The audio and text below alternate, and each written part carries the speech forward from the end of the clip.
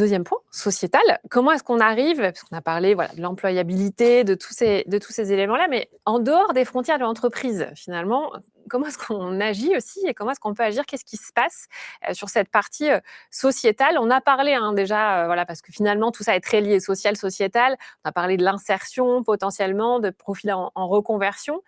Peut-être toi, là, sur ce sujet, Caroline, il y avait des exemples aussi que tu voulais partager.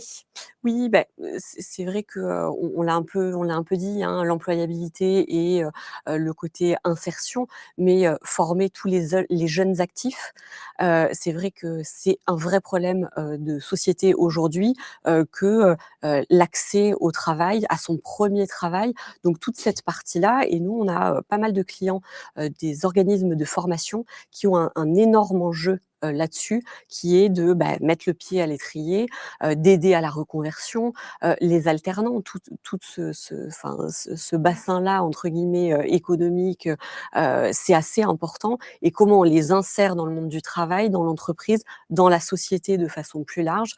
Effectivement, il y a quand même beaucoup d'organismes de formation qui permettent, d'avancer sur ce sujet. Ouais, très bien. Réaction, toi? Ah oui, plusieurs réactions. Alors nous, il faut revenir peut-être un peu au cœur du réacteur de Babylone.fr. En fait, nous, j'allais dire pompeusement, on vit par la réglementation. La réglementation qui s'applique au secteur de la banque, de l'assurance et de l'immobilier. Mais cette réglementation, elle est imposée par l'Union européenne, elle est imposée par l'État français dans une optique de protection du consommateur. Donc en fait, quand on forme des commerciaux sur le devoir de conseil en assurance, quand on forme des agents immobiliers par rapport à leur posture à adopter sur des sujets de vente immobilière, quand on forme des conseillers clientèle en réseau bancaire ou des courtiers en crédit à apporter, à respecter un certain nombre de règles pour pouvoir accompagner leurs clients. En fait, on a la formation, elle est obligatoire parce qu'ils ont des obligations de formation annuelles à respecter, mais ça va au-delà, puisqu'en fait, on est là pour faire en sorte que le consommateur final soit entre guillemets protégé par rapport potentiellement à des pratiques déloyales qu'on pourrait retrouver sur la partie commerciale.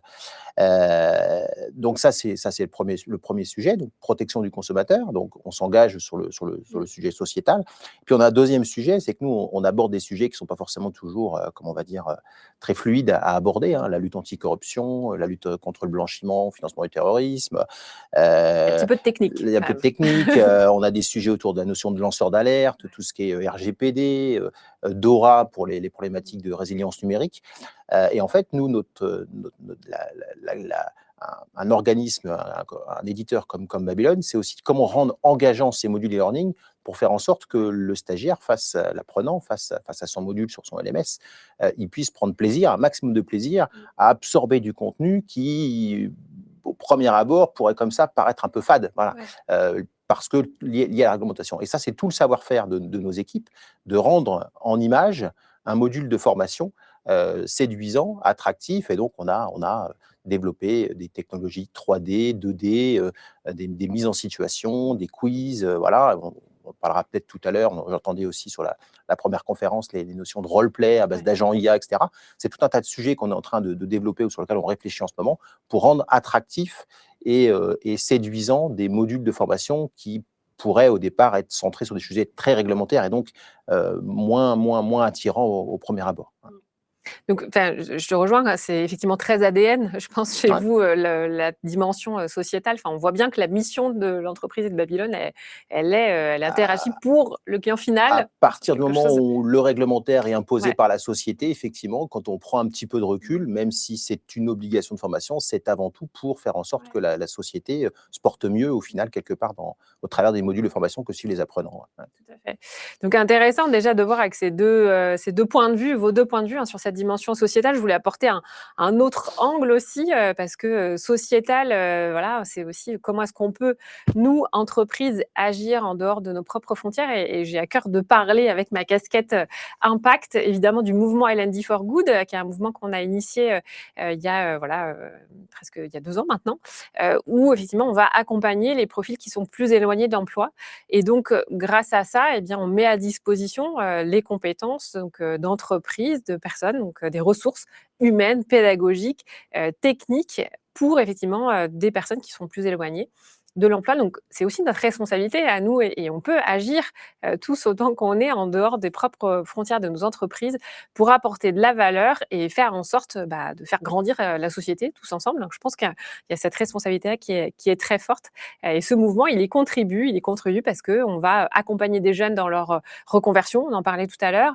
On va accompagner des associations pour les faire monter en compétences sur de l'ingénierie pédagogique. On va être aussi dans la présentation de métiers. C'est aussi des choses dont on a besoin aujourd'hui sociétalement parce que même si effectivement le digital est très présent et que ça nous rend service dans plein de situations, on a besoin aussi de cette connexion qui s'opère, de cette connexion humaine et de montrer l'apport que l'on peut avoir. Donc voilà, donc on y contribue en tant qu'organisme et responsable formation. Voilà, on peut aussi avoir cet angle-là sur la Je crois dimension aussi qu'il sociétale. faut pas oublier que quelque part, l'accès à la connaissance rend libre aussi. Ouais, Voilà, c'est un c'est un sujet et très bon point. on on travaille tous dans un secteur où finalement, au travers de la formation, on permet aux apprenants de pouvoir développer des connaissances qui permettent de prendre un peu de recul par rapport à son quotidien et donc, bon, au-delà d'être employable, de se dire, bah voilà, moi, comment je deviens potentiellement aussi un meilleur salarié, mais aussi un meilleur citoyen dans une société où finalement l'accès à la connaissance est fondamental. Voilà, donc voilà, moi, ça nous tient à cœur aussi chez Babylone de pouvoir faire en sorte que, ouais, on suit une formation réglementaire, mais en plus, voilà, on s'ouvre un petit peu plus à la société qui nous entoure. Et puis je trouve que dans les entreprises aussi, il y a ce rôle de, enfin d'égalité des chances. C'est-à-dire que, on a un contenu de formation, peu importe le parcours, peu importe le métier, peu importe l'expérience d'un collaborateur, il va y avoir accès. Et ce côté égalité des chances, ça rentre vraiment dans, l'impact beaucoup plus large. C'est-à-dire que, on a une responsabilité en tant que société, qu'entreprise à, favoriser, la culture, les échanges, les compétences, l'accès à toutes ces informations et toutes ces formations-là aussi. Et du coup, ça permet clairement de faire sauter toutes les barrières.